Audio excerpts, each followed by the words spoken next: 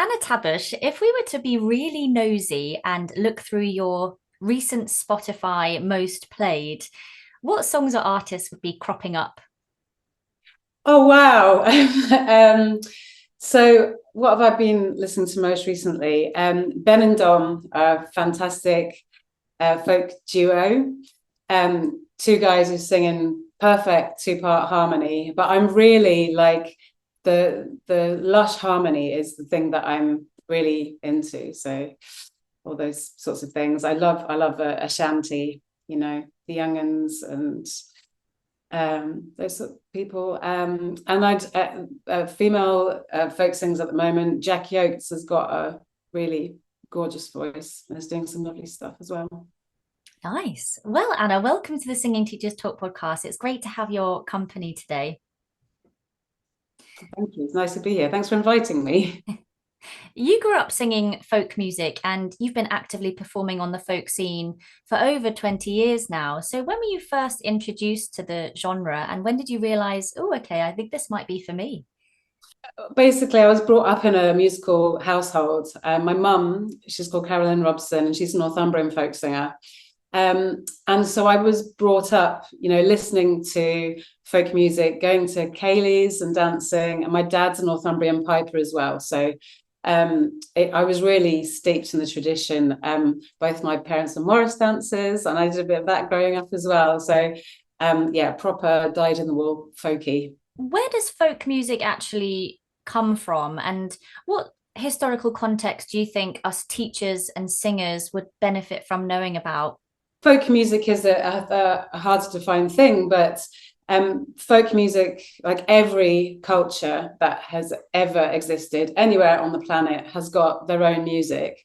And that's what we call folk music. It's when a culture uses music to communicate their stories, to communicate how they're feeling, to mark celebrations, and also to get people dancing. Those are the main functions of folk music. There's examples all over the world of where songs are used to help people work as well. So they're written in a particular rhythm that helps.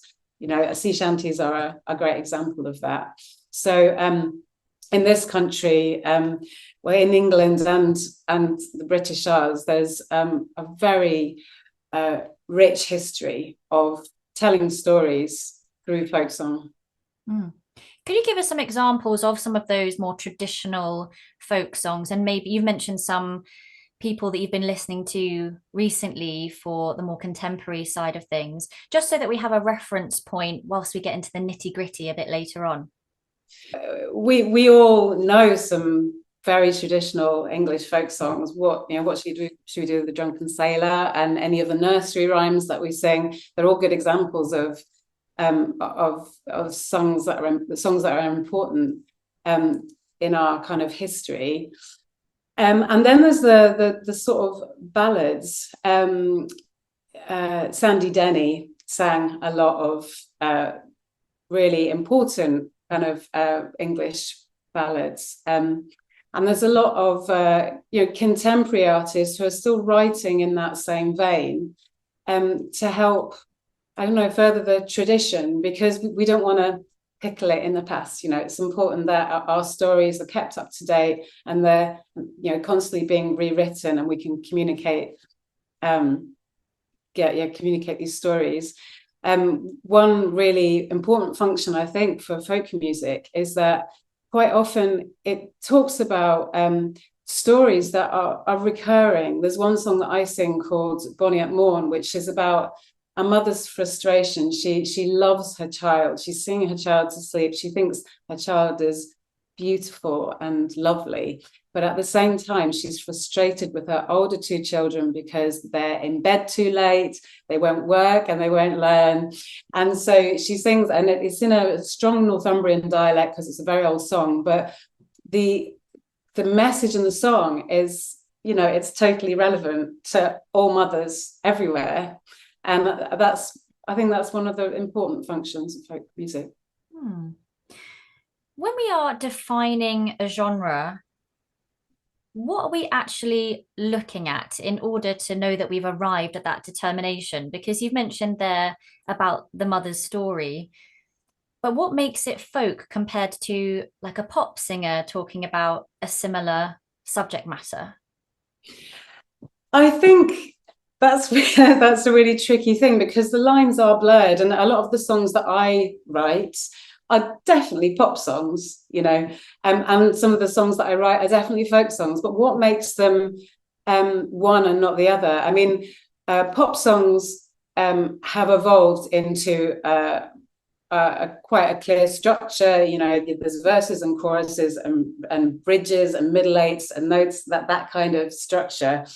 And a folk song is generally much simpler in form. So you'll either just have a set of verses, every verse will have the same melody broadly, or you have verse, chorus kind of structure. So that's one way that they're different, although obviously a lot of pop songs have that structure as well. So sometimes it's quite hard to tell the difference. But if I was going to write a pop song, it would be more rhythmic, it would have a catchier melody, and it would have this pop song structure with lots of different sections and maybe more sort of chordal movement and music that was informed by the accompaniment. Whereas if I was writing a folk song, for a start, it would stand alone as a vocal line. I could sing it a cappella, with nobody else or with other people singing harmony. And it stands alone and tells its own story, both musically and lyrically, on its own. I think that's one of the things that would define it. Can we delve a little bit deeper into that creation of the folk song then and understand what sort of instruments and orchestration we might hear in such material?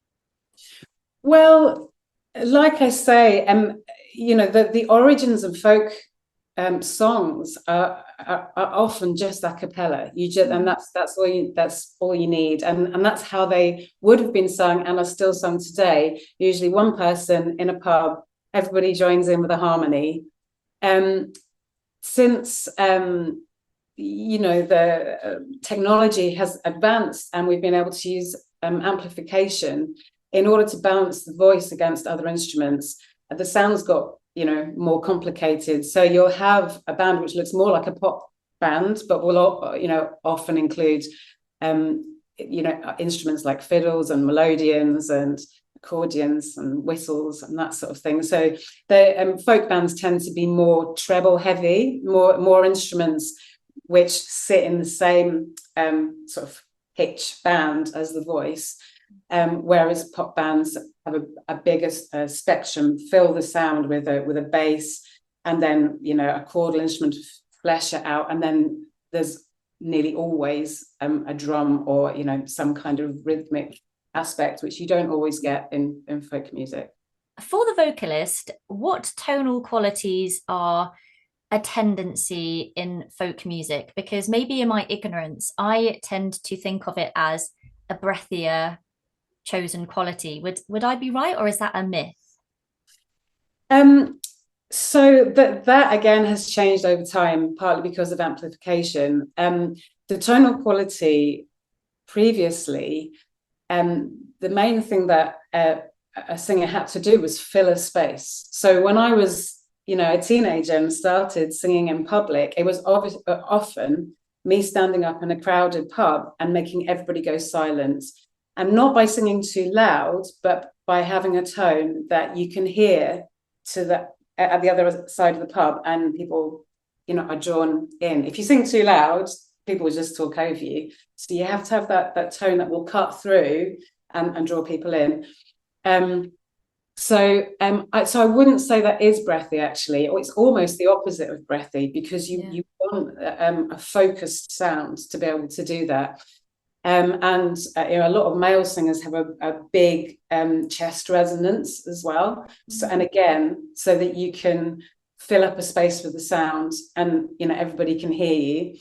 But more recently, because folk singers are more used to singing on mics or in a recording studio, you can get away with the breathy sounds. because a breathy sound tends to be a quieter sound.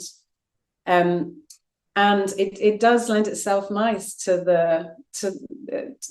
the folk genre. It's got, when you sing in that breathy way, it's quite vulnerable. So if you're singing delicate songs, maybe, you know, sad songs or sensitive songs, then bringing a bit of breathiness can, you know, add to the emotion of the song, I suppose. So that's the way it's going at the moment. Yeah. In terms of lyrical content, we mentioned before about the human stories that cut through in this genre. And you've also mentioned about the structure of verses. Can you tell us a little bit about the lyrical content that a singer-songwriter in this genre, to give a nod to the tradition, would be maybe using and want to consider?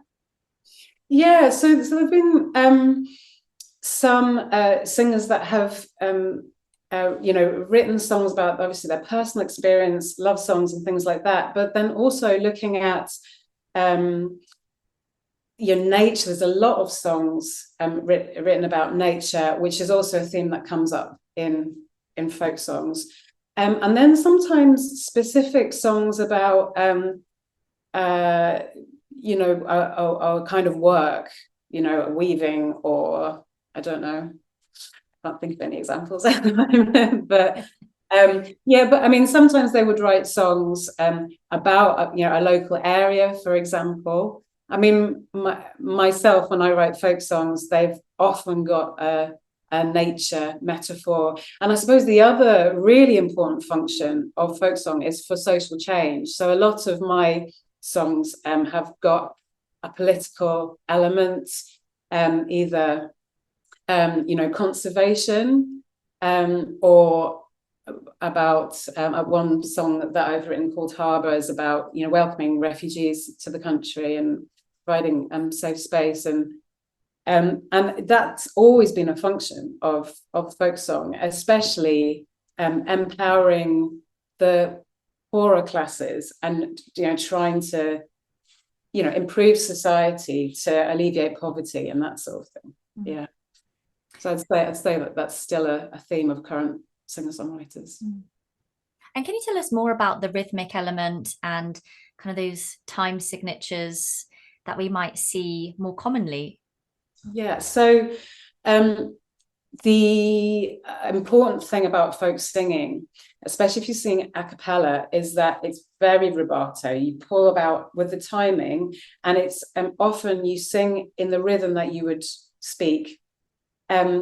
So it's not so grounded in rhythm. Sometimes it is, especially if it's a, you know, a weaving song or a sea shanty, something that has to have a rhythmic drive in order to, you know, work to it. Yeah, there's, I mean, time signature wise, there's lots. I sing all sorts. I sing a couple of songs in 5. One of them is a weaving song because the looms used to beat in 5. So there's quite a few weaving songs in 5. 3/2 is a really nice time signature to sing in as well. And then obviously a lot of for if you're doing something rhythmic like a sea shanty or something, then you need that kind of drive. But my favorite ones are the ones which are really off the time signature, that you can pull around and really tell a story by moving the timings around. Could you give us a little example, a tapping or a counting of what 5s or 3/2 would sound like? Okay, so do you want me to sing? If you're prepared to Yeah, sing, I mean, I can just give you a little. that'd be lovely. So the weaving song, we got like, I am a hand weaver to me trade. I fell in love with a factory maid, and if I could but her favour win, I'd stand beside her and weave by steam. Yeah. Lovely. Thank you. 5. When it comes to things like vibrato and other maybe ornamentations that the vocalist might opt for, are there ones that are more used? Is vibrato used? What would you say on that?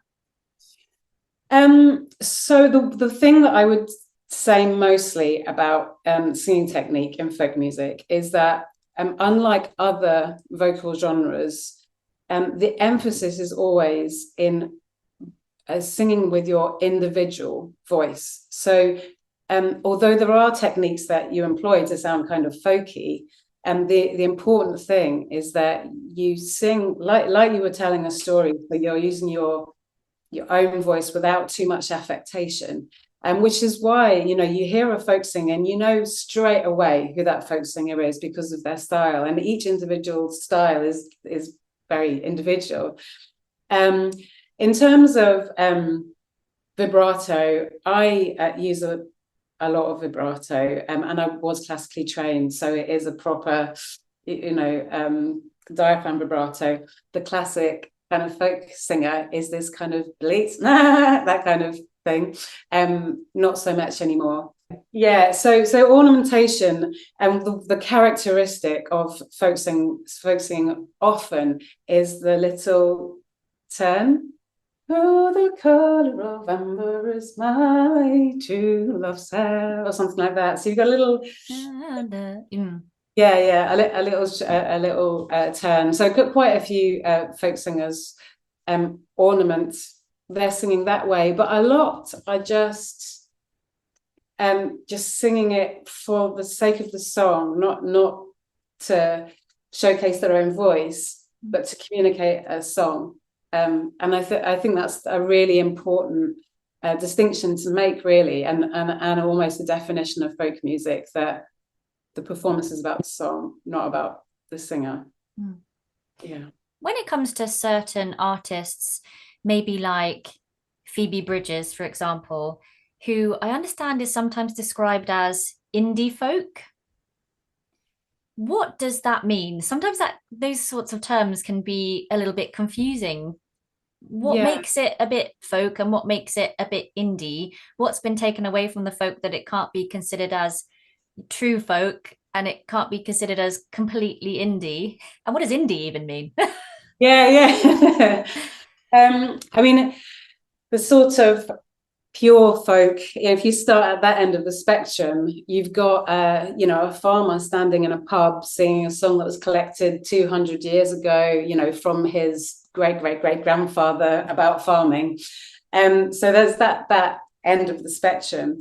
And then I suppose, indie, if it's still the thing, is more of the singer-songwriter kind of genre. So where you meet in the middle is employing kind of both of those things. I think an indie folk artist would be more somebody who sang their own songs but with a folk style, so incorporating the more of a pop band lineup maybe, and writing songs with a folk with a storyline that needs to be communicated, and maybe using those more ornamented vocal lines, with the focus on the melody rather than the backing. I would say. And is that where we've understood artists like Joni Mitchell, Bob Dylan to sit, if you like? Yeah, I would say so. Although Bob Dylan did sing some traditional songs, but yes, both of them are well known as singer-songwriters, but do fit in the folk category, but at that more sort of singer-songwriter end of the spectrum. Yeah, because it's their own material. So if you were asked to describe folk music in one word, what do you think that would be? Folk music in one word. Maybe I'd just say stories. Hey you! If you're enjoying the Singing Teachers Talk podcast, then don't forget to hit the subscribe button. We are committed to bringing you engaging conversations and valuable insights from experts across the field of voice. By subscribing, it means we can continue to do that. You'll never miss an episode, and you'll be helping to spread the word to other singing teachers, vocal coaches, and overall voice nerds. So subscribe to this channel now and just watch your teaching grow. What do you think people often misunderstand about folk that you'd like to maybe bust? I I mean, I think the misunderstandings are changing a lot. When I started, it wasn't cool at all. You know, when I was a teenager at school, I mean, partly because, you know, my friends would see me Morris dancing on the streets, and that was definitely wasn't cool.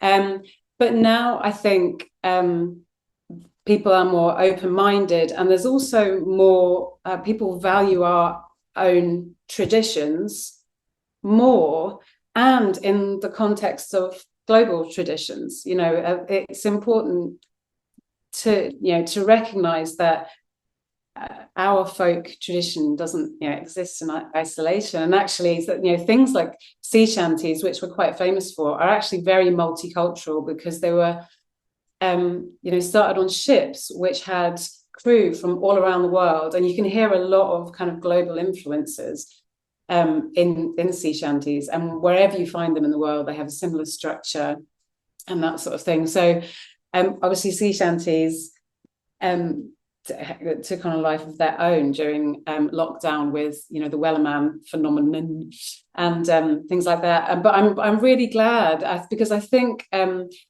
things like sea shanties are a great gateway into people, you know, trying out singing themselves. I think, especially in this country, the culture is so much, you know, you sing if you can, or if you're a good singer.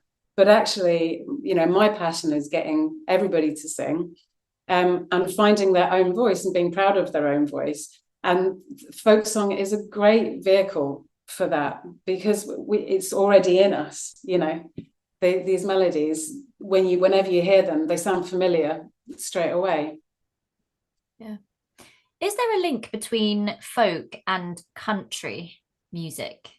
A lot of folk songs travel to the States, and a lot were collected around the Appalachian Mountains, and then that became old time music, and then that became country music. So it did take a path, and there are a load of similarities between folk and country, especially the storytelling element, and the simpler chord structures and kind of verse chorus kind of structure as well.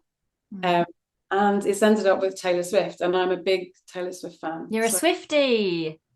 Yeah, I think she's a great songwriter, and, you know, the songs, just like folk songs, they're catchy and accessible. Everybody understands what they're about. You know, yeah. What's love? You can go back to your friends now from your early ages and say, "Ha, yes, I do Morris dancing, but I also like Swiftie." No, I think Morris dancing is pretty cool.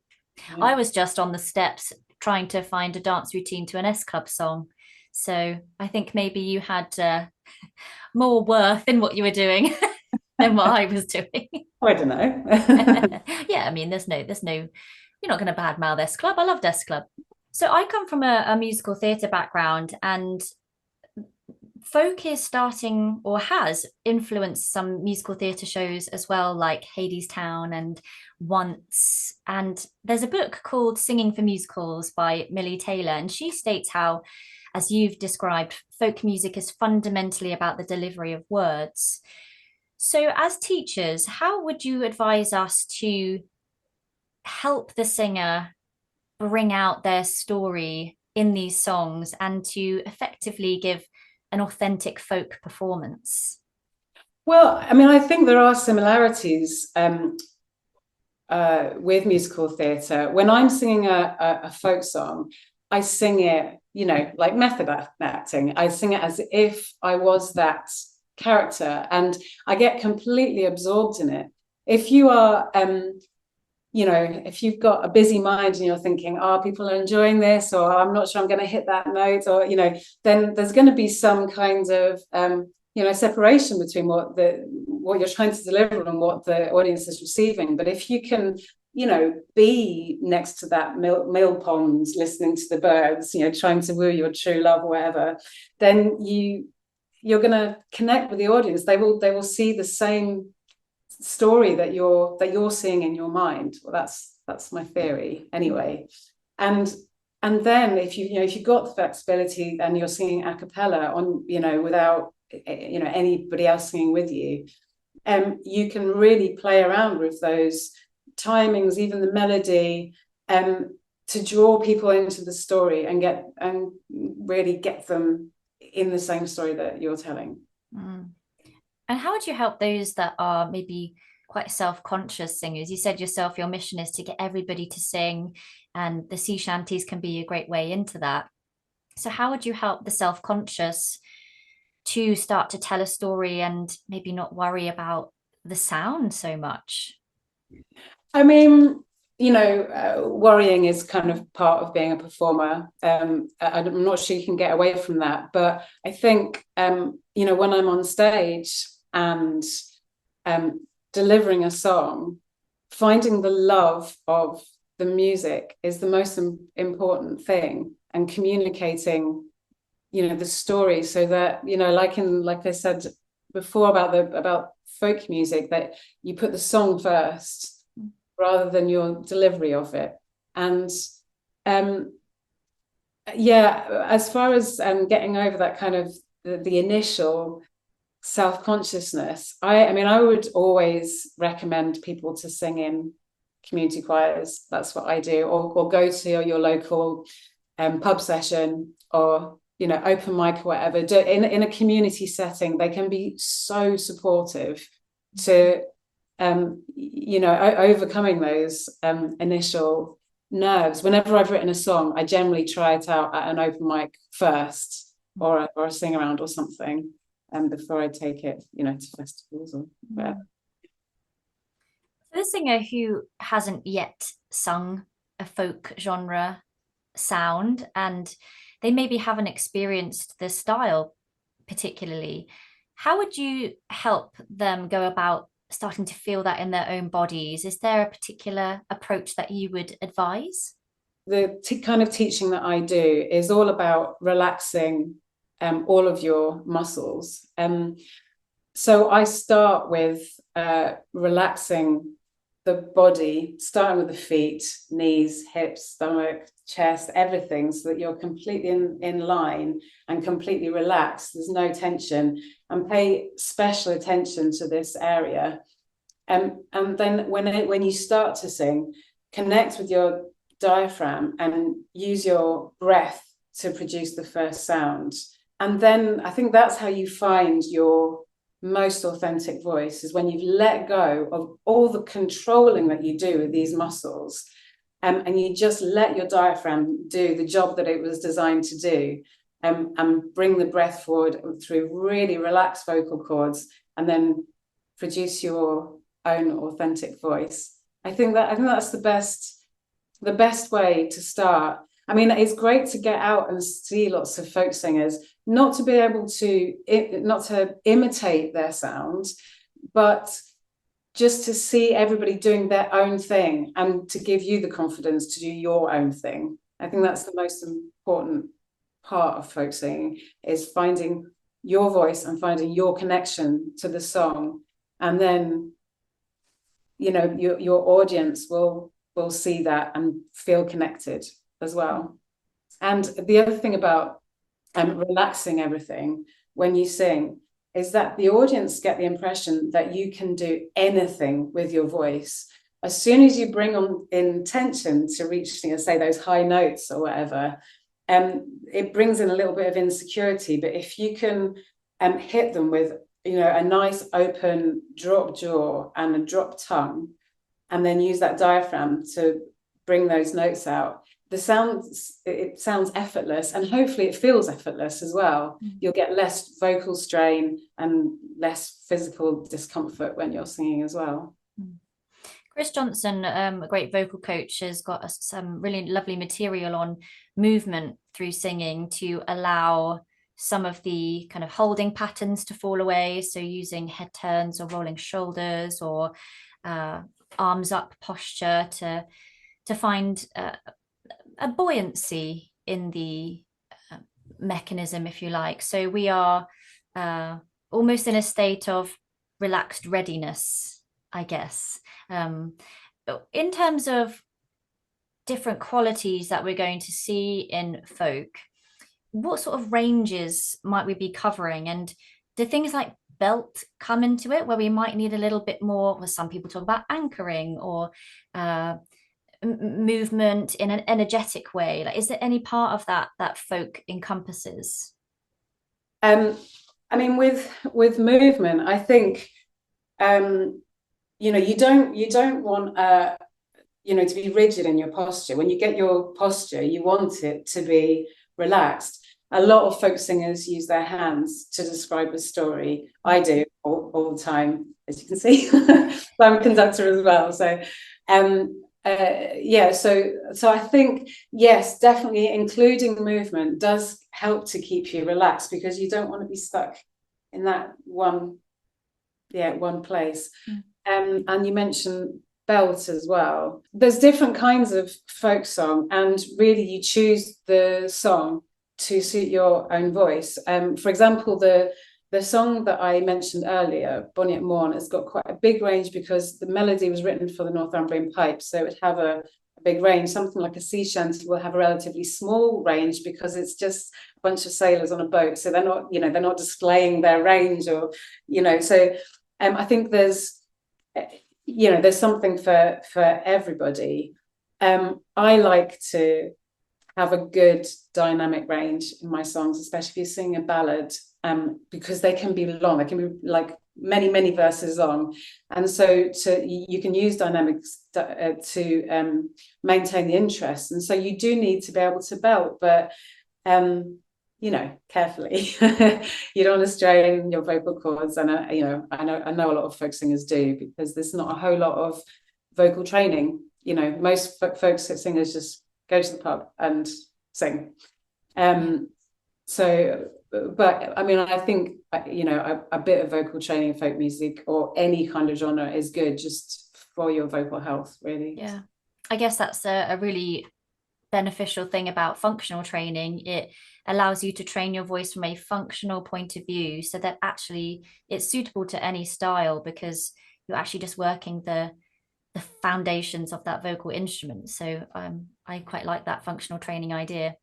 Yes, yeah, exactly. And when I teach, that's exactly the methods that I use, is to get just a healthy physical foundation for the voice, discover your own voice, and then you can take it wherever you want, and maybe go on to other teachers that are specialized in the genre that you want to follow. But I think it's really important to get to know your body and your voice, and how it works, and the safest way of singing, most comfortable way of singing. Yeah.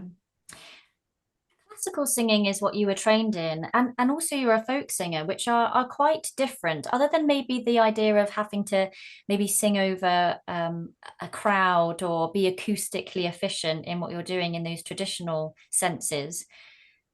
When we're getting singers to explore these new genres, how can we use things like imitation and then strip that away so people are using something that feels more like home to their voice? And I wondered how you maybe explored that yourself from a classical sense and then in a folk sense.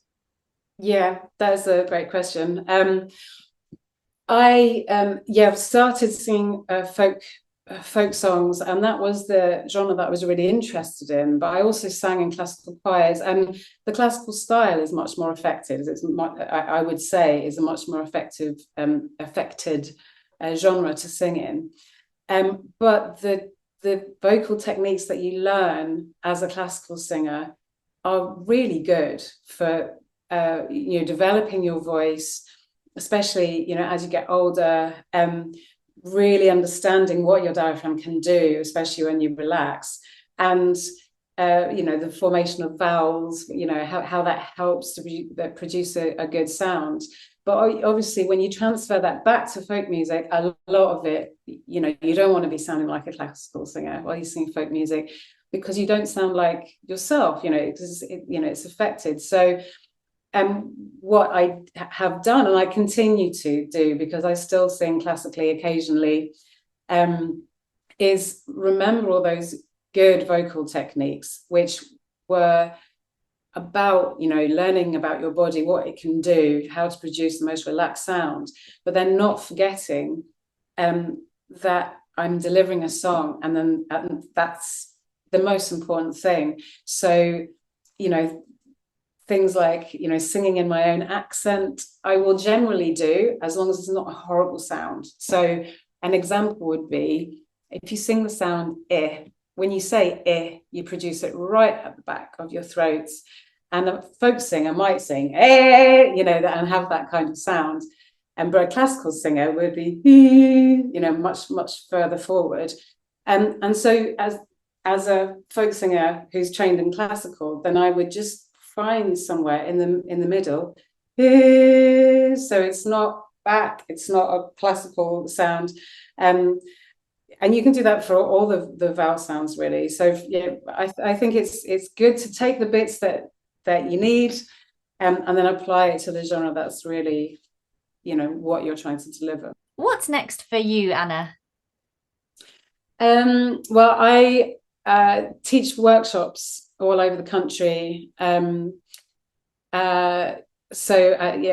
going all over the place. Next week, I'm up in Northumberland with my, I sing in a quartet. We sing all sorts of genres, actually. Our soprano is trained in pop. She's called Emily Barden. And then, I bring the sort of English folk elements. Our tenor is Colombian, so he brings his Colombian folk and South American folk music. And then the bass, his background's in jazz, but sings a lot of folk as well. So we have a real mixture of material that we deliver, but a common musicality that just makes it work really well. So we are doing a few gigs this summer. I organise a singing festival called Singfest, which is the 30th of August to the 1st of September near Guildford in Surrey. And my quartet, Oaken, are going to be delivering workshops there, along with two other workshop leaders, Philip Reed and Amy Leonard. Apart from that, you can find me, all over the place, teaching workshops in harmony singing and performing around the festivals. Great. Thank you so much, Anna. Where can our listeners find out more about you and follow your work and get in touch? So my website is annatabbush.com. I'm also on Facebook and Insta and YouTube. I am doing some recording at the moment, so there'll be some recordings available at some point. There is one track up on Spotify and Apple Tunes things. I think that's about it. Yeah, amazing. Well, Anna Tabbush, thank you so much for your company. Thank you so much for having me on your show. Ah, ah.